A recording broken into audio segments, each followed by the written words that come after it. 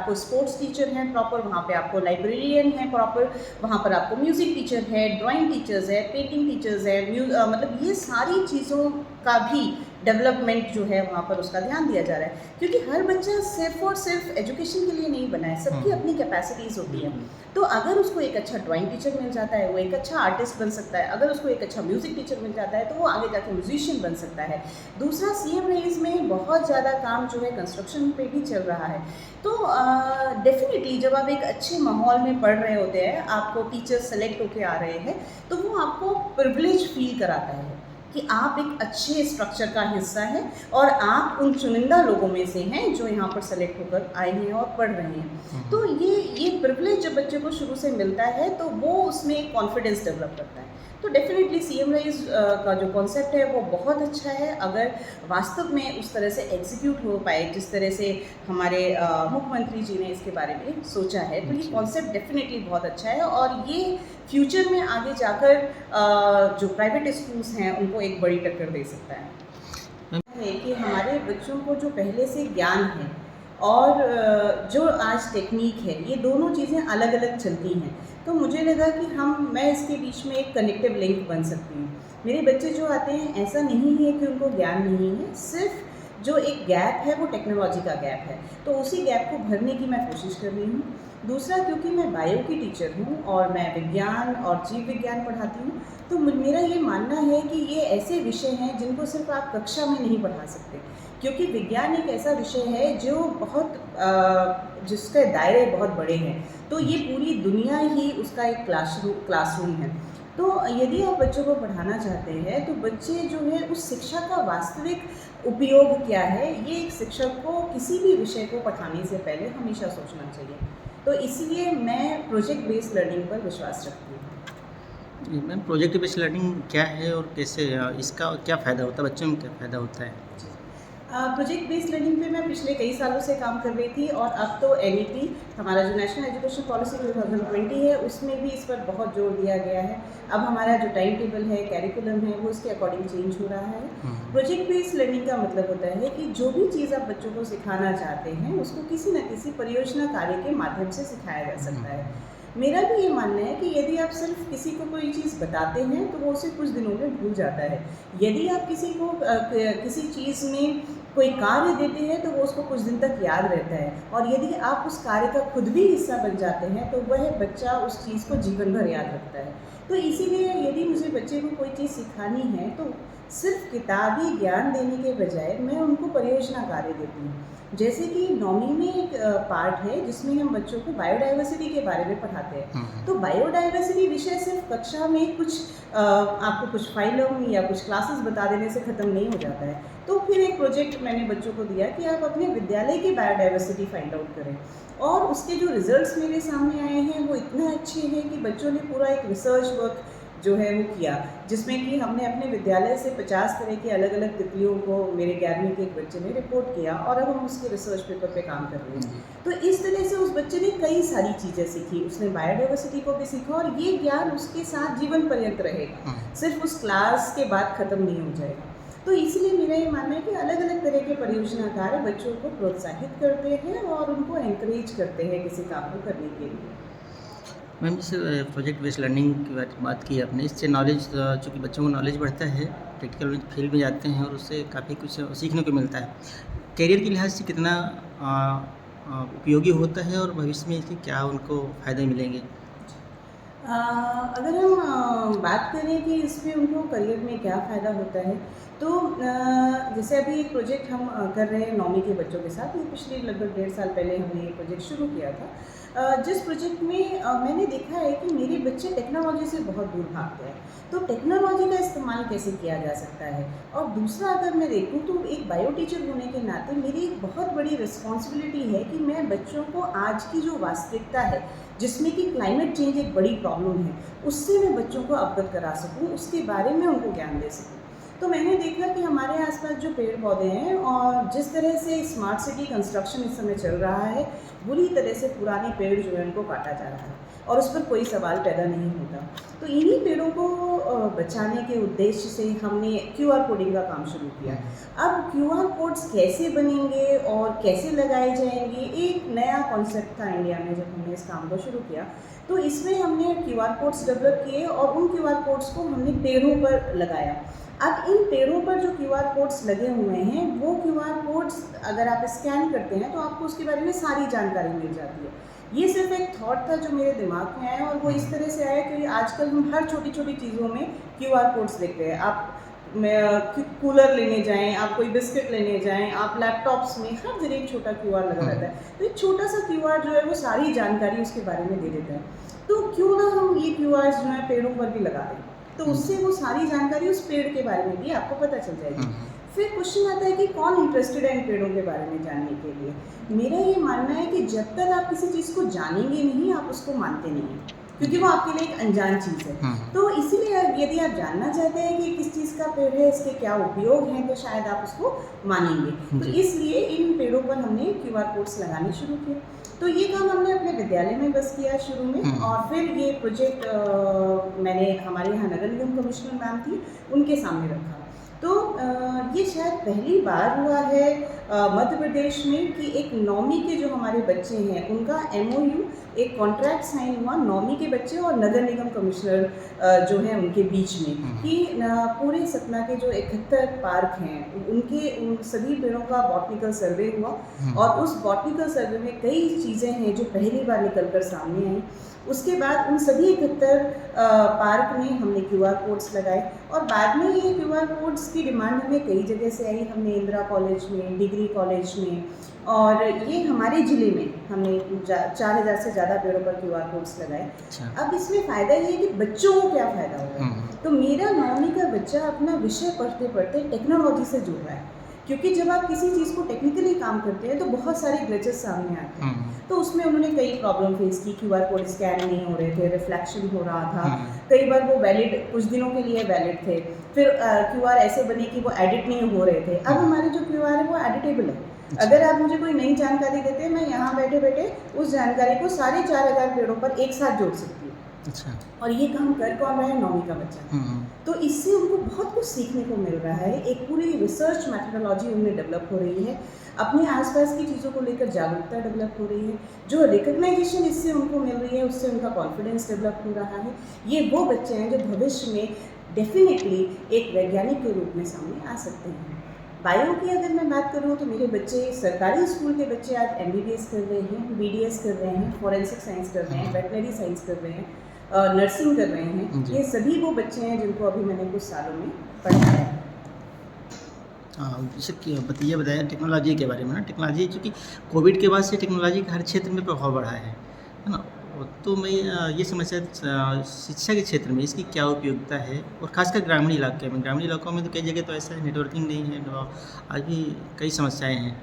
तो ऐसे ग्रामीण स्कूलों में कैसे इसको कैसे लागू कर सकते हैं, और क्या फ़ायदे, मतलब कितना ज़रूरी है?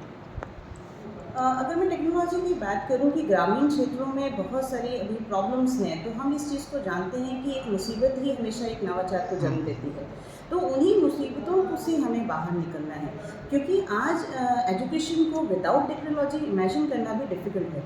यदि हम एक पूरी इस तरह के बच्चे पढ़ा रहे हैं और पूरी एक सोसाइटी बना रहे हैं जो टेक्नोलॉजी से दूर है, तो ये डेफिनेटली आने वाले दिनों में पिछड़ जाएगी।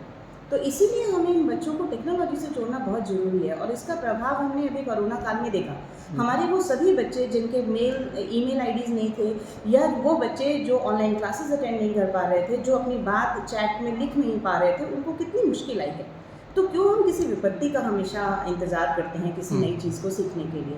ये सिर्फ बच्चों के लिए आवश्यक नहीं है, टेक्नोलॉजी से जुड़ना आज हर शिक्षक के लिए भी उतना ही आवश्यक है, क्योंकि जो सिलेबस आप पढ़ा रहे हैं वो बहुत जो सिलेबस आप पढ़ा रहे हैं और जिस तरह से आप पढ़ा रहे हैं वो बहुत पुराना सिलेबस है।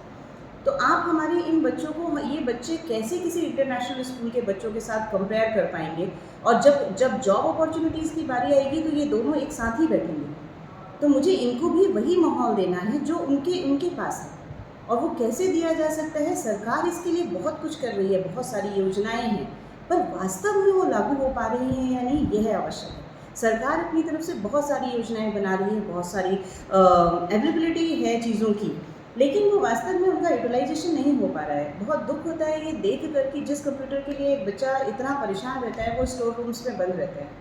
तो इसीलिए बच्चों को टेक्नोलॉजी से जोड़ना बहुत आवश्यक है, और इसके लिए अगर किसी को जागरूक करने की आवश्यक है तो वो शिक्षक है, हम्म, क्योंकि नीतियाँ बनेंगी, वो सरकार आएगी और एडमिनिस्ट्रेशन जो है वो अपने हिसाब से वहाँ पे चीज़ों को बनाएंगे, जी। लेकिन वास्तव में ग्राउंड लेवल पे उसका यूटिलाइजेशन कितना हो रहा है, ये है आवश्यक है। जी। तो हमारे बच्चे यहाँ पर स्कूलों में छोटी-छोटी चीज़ों के लिए तरसते रहते हैं।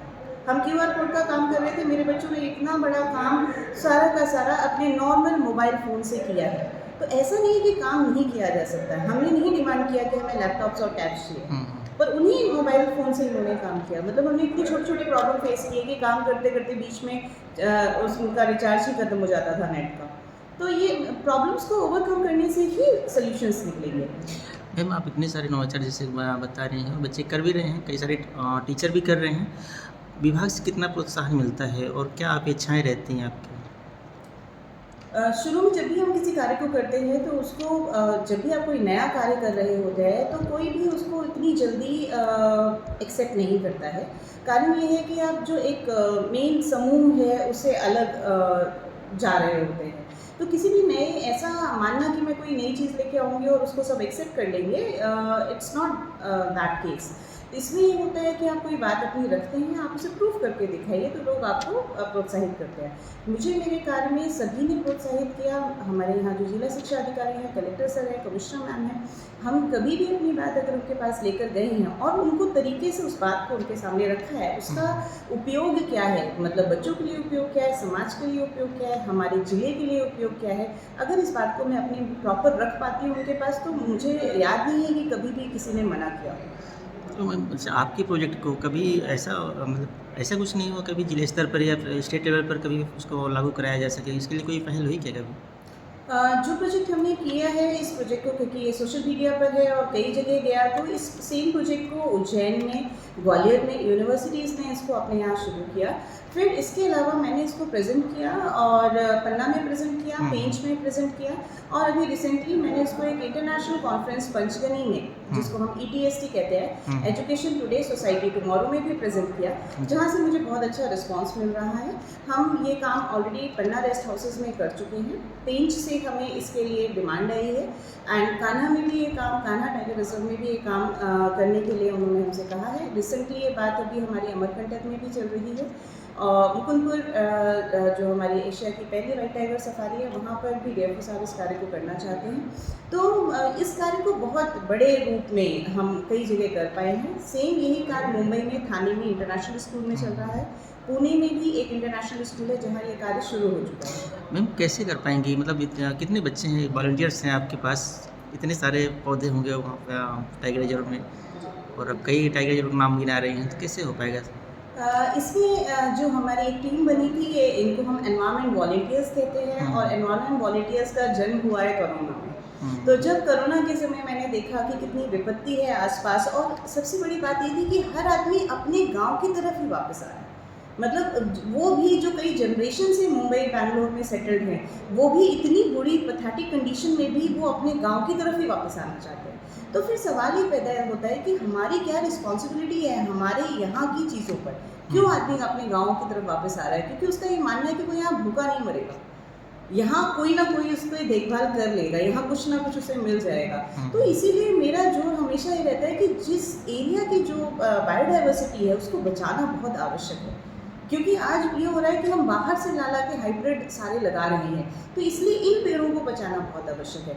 फिर मुझे लगा कि मुझसे ज़्यादा इन पेड़ों से लगाव और इन पेड़ों के बारे में मेरे बच्चे जानते हैं, क्योंकि वो फार्मिंग बैकग्राउंड से आते हैं, किसानों के बच्चे हैं। सिर्फ एक अंतर ये है कि वो रिसर्च नहीं जानते हैं, वो साइंटिफिक नेम्स नहीं जानते हैं, तो उनकी बात बाहर नहीं निकल के आ पा रही है। तो वो मैंने पढ़ा है, क्योंकि मैं बायोलॉजी जी, तो हमने उनसे जानकारी ली और इसमें एक प्रॉपर टीम हुआ, और ये काम एक दिन में नहीं हुआ है, इस काम में हमने 1.5 साल लगाए हैं।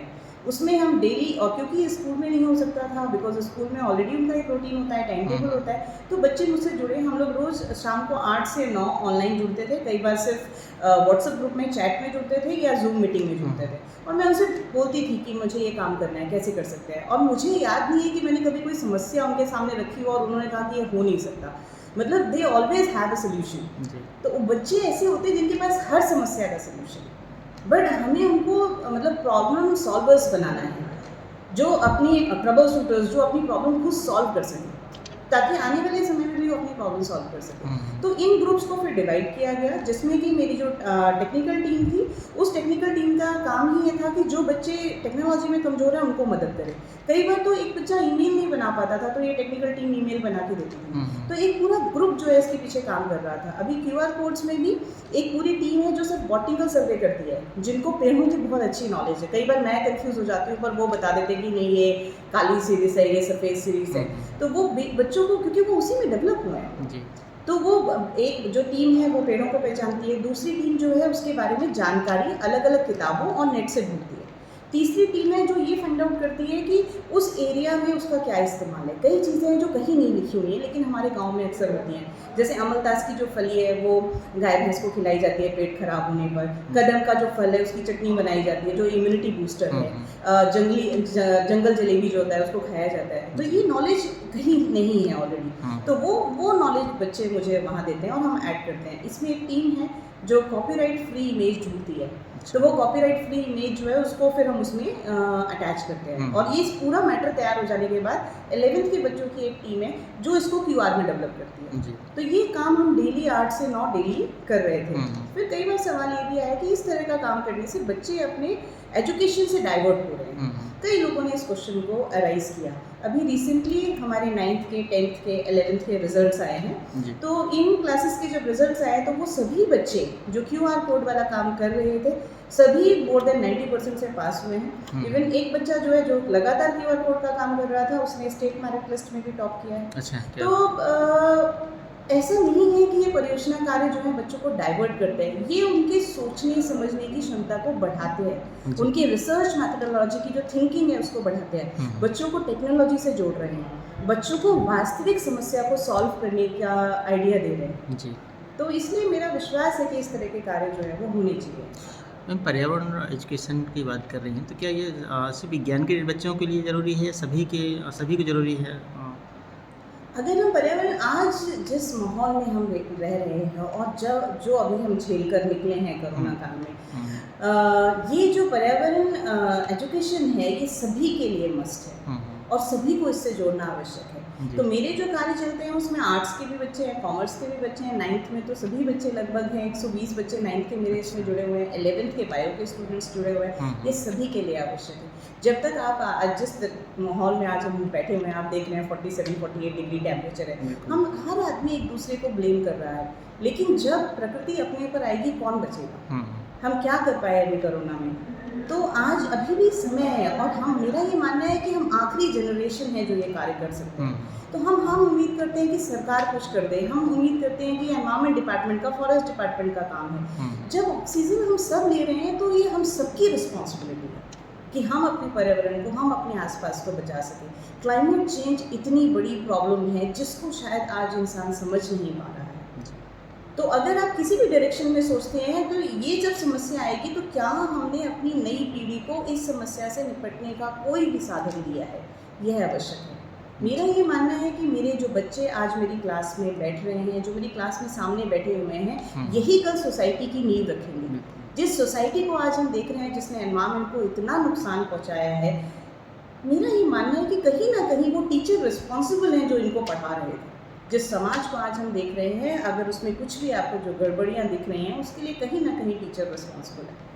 तो टीचिंग जस्ट एक प्रोफेशन नहीं है, टीचिंग एक रिस्पॉन्सिबिलिटी है, बहुत बड़ी रिस्पॉन्सिबिलिटी। जी बिल्कुल। मैम, जैसे आपने बताया कि टीचर्स की जिम्मेदारी बहुत बढ़ जाती है ना, तो आपको क्या लगता है, जैसे आपने इतने सारे नवाचार किए, टीचर कितने प्रेरित होते हैं और किसी टीचर ने आपके विद्यालय में या आपके ज़िले में या अदर मतलब और कहीं से भी इस प्रोजेक्ट के बारे में कुछ जानकारी ली, कभी शुरुआत करने की कोशिश की क्या?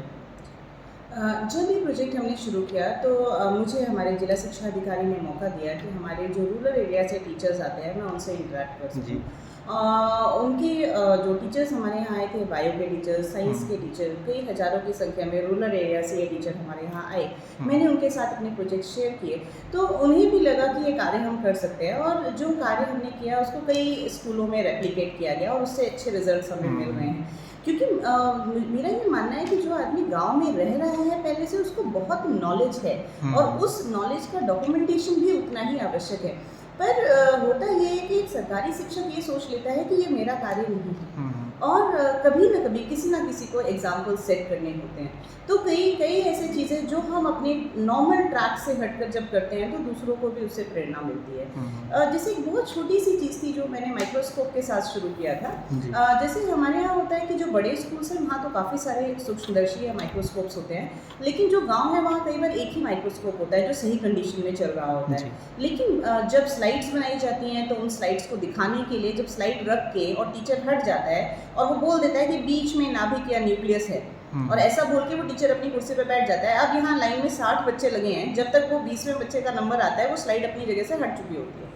तो कोई एयर बबल वगैरह जो होता है वो बच्चा समझ लेता है कि यही न्यूक्लियस है, और वो एमएससी तक यही समझता रहता है कि वो काले रंग का जो ऐसा गोल दिख रहा था वो न्यूक्लियस है।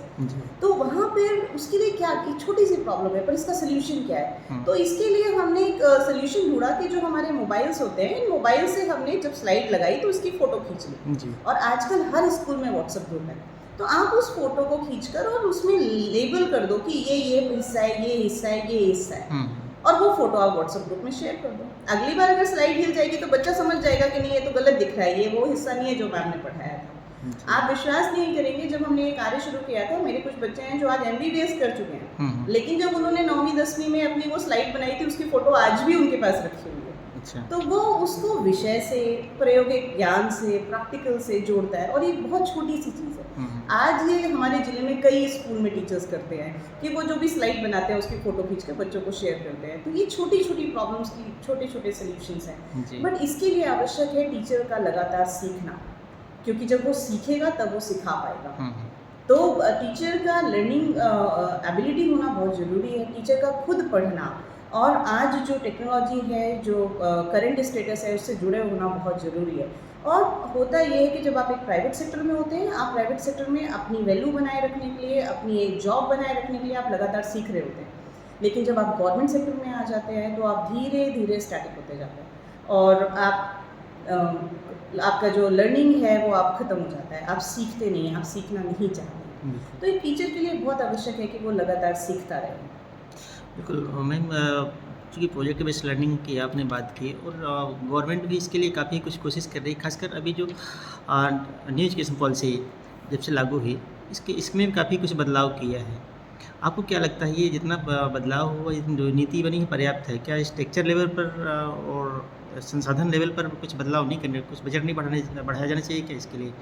चूँकि ग्रामीण क्षेत्र की शिक्षा अगर बेटर करनी है तो क्या चुनौतियाँ, आप तो चूँकि गाँव के स्कूल में भी रही हैं और शहर में भी रह चुकी हैं, तो क्या ज़रूरतें हैं, कैसे वहाँ बदलाव लाया जा सकता है?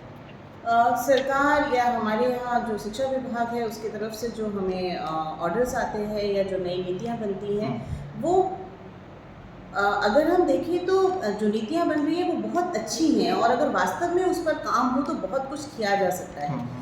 पर यहाँ पर मैं एक बहुत बड़ा गैप देखती हूँ उन नीतियों, जो नीतियाँ बन रही हैं और वास्तव में जब वो ग्राउंड लेवल में कितना उस ओबे हो पाता है। क्योंकि ग्राउंड लेवल में वो संसाधन या तो नहीं है, या शिक्षक उतने इंटरेस्टेड ही नहीं है उस कार्य को करने के लिए, और जब तक शिक्षक के मन में खुद नहीं आएगा कि मुझे ये कार्य करनी है, तब तक वो उन कार्यों को करेगा नहीं। तो नीतियाँ अपनी जगह हैं और ग्राउंड रियलिटीज़ अपनी जगह हैं। तो आप इन चीज़ों के बीच में अगर कोई कनेक्टिव लिंक डेवलप कर सकता है वो टीचर्स ही हैं। तो इसीलिए बहुत ज़्यादा एम्फसाइज जो आज कंस्ट्रक्शन पे दिया जा रहा है, बहुत ज़्यादा एम्फसाइज जो स्टूडेंट्स पे दिया जा रहा है, बहुत ज़्यादा एम्फसाइज जो बाकी नीतियों पे, डॉक्यूमेंटेशन पे दिया जा रहा है, वो शायद टीचर्स को नहीं दिया जा रहा है उतना। तो यहाँ पर टीचर्स के लिए भी, क्योंकि कनेक्टिव लिंक जो है, ये जो एडमिनिस्ट्रेशन है और जो स्टूडेंट्स या स्कूल है, इसका कनेक्टिव लिंक जो है वो टीचर्स ही है। तो इसीलिए उनका सीखना, उनका सिखाना, उनका इन नीतियों से बच्चों को जोड़ना बहुत आवश्यक है। अदरवाइज़ ये 2 पैरेलल डायरेक्शन में चलेंगी, नीतियाँ अपनी जगह चलेंगी और जो ग्राउंड रियलिटी है वो अपनी जगह चलेगी और इनमें सुधार नहीं होगा। तो मैम क्या मतलब चूँकि पॉलिसी मेकर्स जो हैं, वहाँ पर क्या मतलब वहाँ बदलाव की ज़रूरत है या फिर टीचर्स को वहाँ इन्वॉल्व किया जाए, कैसे क्या हो सकता है? यहाँ पर मैं ये देखती हूँ कि जो पॉलिसी मेकर हैं वो उस चीज़ को सुपरफिशियली देखते हैं। हुँ, तो यहाँ मैं बार-बार इस चीज़ को मेंशन कर रही हूँ कि जो पॉलिसीज़ बनी है वो बहुत अच्छी हैं। पर वास्तव में क्या वो एग्ज़ीक्यूट हो पा रही हैं? वास्तव में वो लागू हो पा रही हैं या नहीं? ये है आवश्यक है। तो यहाँ पर बात ये आती है कि जिन्होंने वो पॉलिसीज़ बनाई हैं, जहाँ से ये पॉलिसीज़ बन रही हैं, क्या उन्होंने ग्राउंड रियलिटीज़ को देखा हुआ है?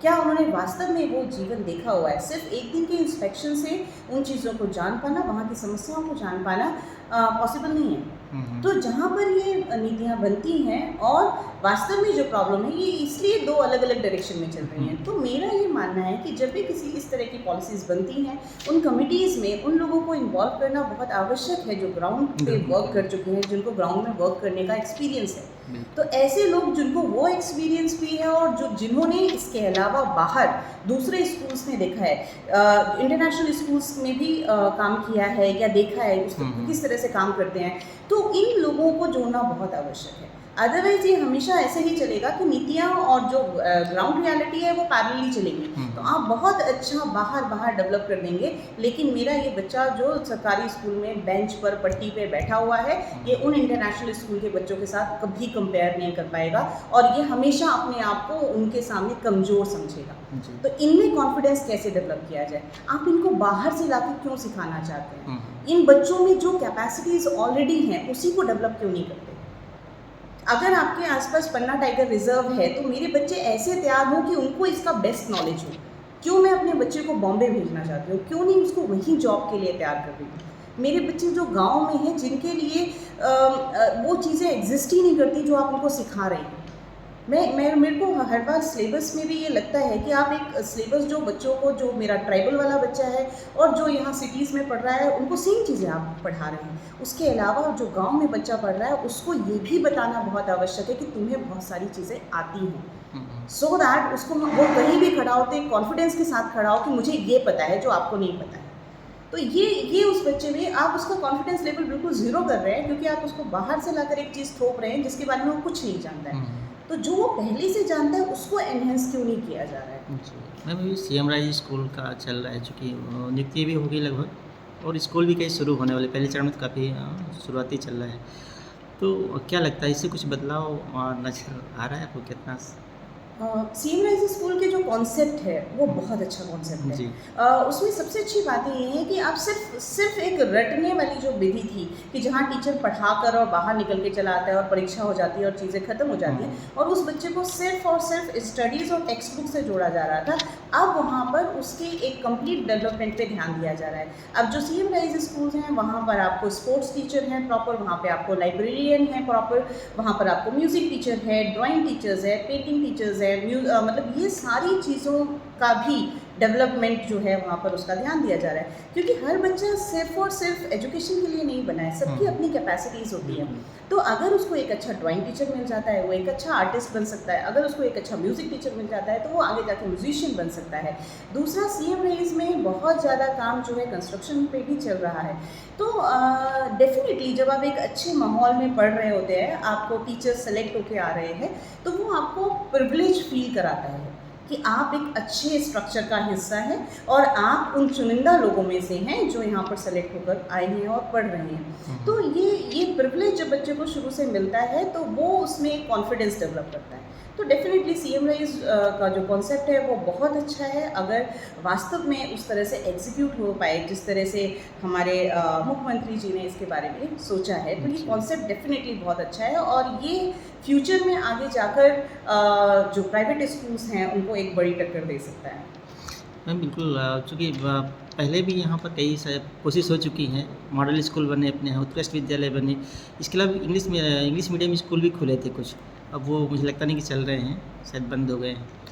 और एक ये भी पहल ही है, अब इसको धरातल कितना उतार पाएँगे ये तो समय ही बताएगा। जी।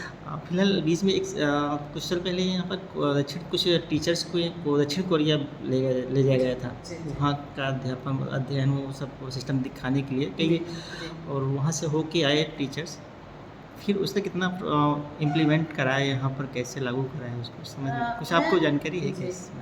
मैं आपसे बार-बार इस चीज़ को मेंशन कर रही हूँ। हुँ, जैसे अभी हम सीएम राइज़ पे बहुत सारा काम जो है वो बिल्डिंग पे कर रहे हैं। हुँ, जो नए लोग आ रहे हैं उन पर कर रहे हैं। बच्चों का हर चीज़ का हम ध्यान रख रहे हैं।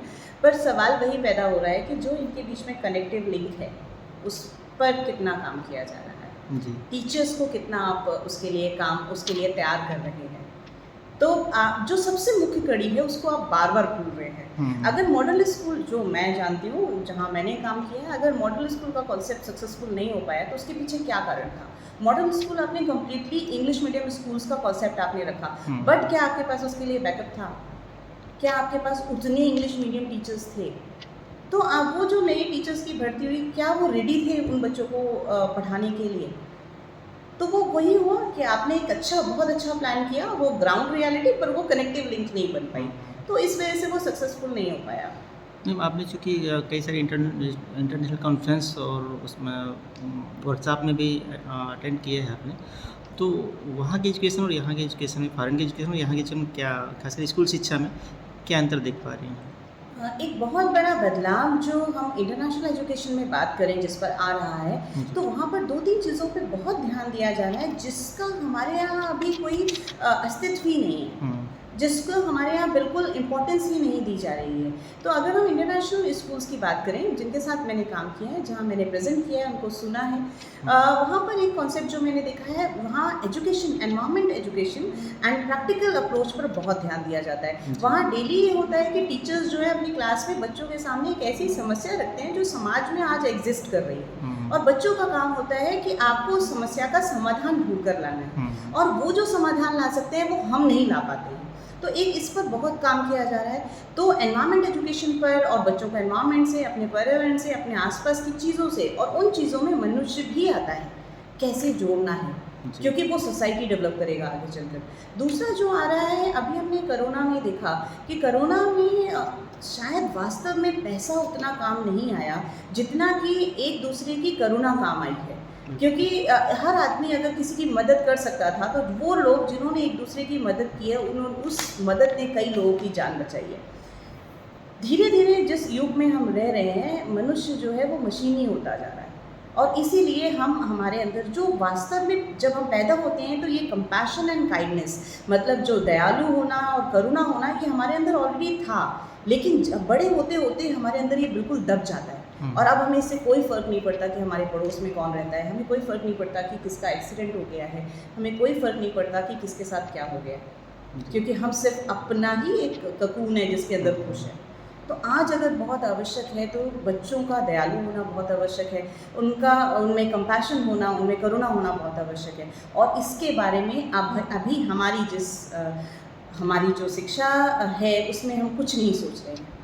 जबकि इंटरनेशनल स्कूल्स में और कई दूसरे कंट्रीज़ में ये ऑलरेडी शुरू हो चुका है, जहाँ पे प्रॉपर क्लासेस होती हैं कंपैशन की और काइंडनेस की क्लासेस होती हैं। हुँ, हमारे यहाँ अभी ऐसा कुछ नहीं हो रहा है। जी। तो बच्चे आस-पास माहौल में देखते हैं कि इतने सारे लोग निकल गए, किसी एक का एक्सीडेंट हुआ, मैं भी निकल जाता हूँ तो क्या फ़र्क पड़ता है? हुँ, तो वही होगा, जिस दिन आपके साथ होगा उस दिन आपका भी कोई साथ नहीं देगा। तो बच्चों में ये दयालुपन और कंपैशन आना बहुत ज़रूरी है।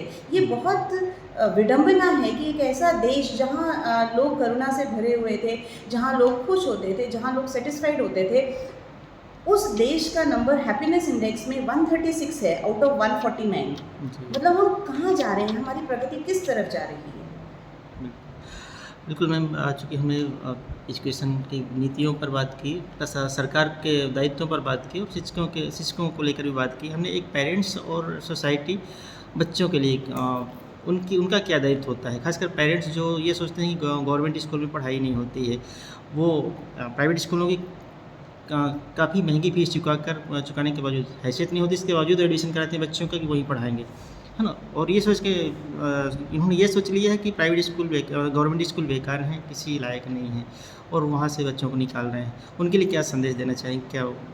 कैसे अवेयर करना चाहेंगे उसको? मैं इसके लिए पूरी तरह से सिर्फ पेरेंट्स को जिम्मेदार नहीं मानती हूँ। यदि आज गवर्नमेंट टीचर्स की या गवर्नमेंट स्कूल्स की रेपुटेशन ख़राब है तो उसके लिए बहुत हद तक गवर्नमेंट टीचर्स भी रिस्पॉन्सिबल हैं, क्योंकि आप सारी मेहनत सिर्फ उस सिस्टम में आने में लगा देते हैं और उसके बाद अपने आप को डेवलप करने में नहीं लगाते हैं। इसी में होता ये है कि बहुत सारे टीचर्स हैं जो बहुत अच्छा काम कर रहे हैं, अपने क्षेत्र में बहुत अच्छा काम कर पा रहे हैं, लेकिन उन टीचर्स को कभी हाईलाइट ही नहीं किया जाता है। जबकि आप मीडिया या सोशल मीडिया में भी देखते हैं कि सिर्फ उन चीज़ों को हाईलाइट किया जाता है जो नेगेटिव है, और नेगेटिव बहुत तेज़ी से फैलता है। तो बार बार आप वायरल वीडियोस देखते हैं जिसमें कोई टीचर आंसर नहीं दे पा रहा है, आप सडनली किसी की क्लास में चले जाते हैं तो आपको अव्यवस्था मिलती है। तो इस तरह से मतलब टीचर्स एक ऐसा है जिसके ऊपर कोई भी कभी भी इंस्पेक्शन कर सकता है और कोई भी उसको सोशल मीडिया पे डाल सकता है। तो टीचर्स की जो एक रिस्पेक्ट है वो बिल्कुल, उसकी जो डिग्निटी है वो ख़त्म कर दिया आपने। और इसके पीछे बहुत बड़ा हाथ जो है वो सोशल मीडिया का भी है जी। लेकिन वो टीचर्स जो अच्छा काम कर रहे हैं, क्या उनको हाईलाइट किया जाता है? तो उनको हाईलाइट अगर वो नहीं कर रहे हैं तो गवर्नमेंट टीचर्स, गवर्नमेंट की रिस्पॉन्सिबिलिटी है। गवर्नमेंट उसको कितना सामने लेके आ रही है, पहली चीज़ ये। दूसरी चीज़ ये है कि पेरेंट्स का ये सोचना कि गवर्नमेंट स्कूल्स में पढ़ाई नहीं होती है, वो सिर्फ उस तरह के ख्याल है कि आपको एक सेम मिठाई एक छोटी दुकान में मिलती है और एक सेम मिठाई उस दुकान में मिलती है जहाँ एसी लगा हुआ है और आप एंटर करते हैं और उसका 500 रुपीज़ एक्स्ट्रा पे करते हैं। तो दिखावे की दुनिया में प्राइवेट स्कूल्स ज़्यादा चल रहे हैं। दूसरा ये है कि दिखावे की इस दुनिया में जो पेरेंट्स हैं उन्होंने अपने बच्चे की पढ़ाई, एजुकेशन को अपने स्टेटस के साथ जोड़ लिया है। तो गवर्नमेंट टीचर्स वो हैं जो कई तरह के एग्ज़ाम पास करके यहाँ आए हैं, प्राइवेट में वो टीचर्स पढ़ा रहे हैं जो इन गवर्नमेंट एग्ज़ाम्स को क्लियर नहीं कर पाए हैं। तो डेफिनेटली गवर्नमेंट टीचर्स बहुत हद तक बेहतर हैं प्राइवेट टीचर्स से। थोड़ा सा एक जो गैप क्रिएट हो रहा है वो इग्नोरेंस की वजह से क्रिएट हो रहा है। जी। थैंक यू मैम, पत्रिका लिए इतना टाइम देने के लिए। और आपको ना, आप कुछ संदेश देना चाहें अगर अपनी सोसाइटी जिले के लोगों को? हम जिस भी समस्या का सामना आज कर रहे होते हैं तो हम किसी ना किसी दूसरे को उसके लिए ब्लेम कर रहे होते हैं। हम अक्सर बोलते हैं कि गवर्नमेंट को ये करना चाहिए, एडमिनिस्ट्रेशन को ये करना चाहिए, टीचर्स को ये करना चाहिए, पेड़ लगाना फॉरेस्ट डिपार्टमेंट का काम है, ये इसका काम है, ये उसका काम है। तो ये जो हम ब्लेमिंग गेम खेलते रहते हैं, उसमें एक बहुत अच्छा कोट है जिस पर मैं विश्वास करती हूँ, मेरे बच्चे विश्वास करते हैं। Be the change you want to see in the society. आप वह बदलाव बन जाएं जो आप समाज में देखना चाहते हैं। तो आप उस बदलाव की शुरुआत आप अपने आप से करें, तब एक एक करके अगर सब बदलेंगे तो उस बदलाव को हम समाज में देख पाएंगे। मीडिया का क्या रोल है इसमें और पत्रिका की क्या भूमिका आपकी नज़र में क्या है? कोरोना काल में जो भी कार्य मैं कर रही थी उस कार्य को पत्रिका ने अपने न्यूज़पेपर में कई बार बहुत अच्छे से कवर किया। उसको सिर्फ हमारे ज़िले में या स्टेट में नहीं बल्कि नेशनल लेवल पे भी कवर किया। उसको कवर करने के बाद ये जो मेरे काम हैं ये एडमिनिस्ट्रेशन की नज़र में आए, हमारे यहाँ जो जिला शिक्षा अधिकारी हैं उनकी नज़र में आए और मुझे एक मौका मिला बाकी टीचर्स को भी इन चीज़ों को सिखाने का। कई बच्चे जो मेरे स्कूल के नहीं थे, मेरे ज़िले के नहीं थे, वो भी मुझसे जुड़े। तो डेफ़िनेटली मेरे कामों को एक महत्व देने में, उसको प्रॉपर कवरेज देने में पत्रिका ने बहुत इम्पोर्टेंट रोल प्ले किया है। मैं सभी पत्रिका में जो लोग जिससे जुड़े हुए हैं उनका तहे दिल से धन्यवाद करना चाहती हूँ।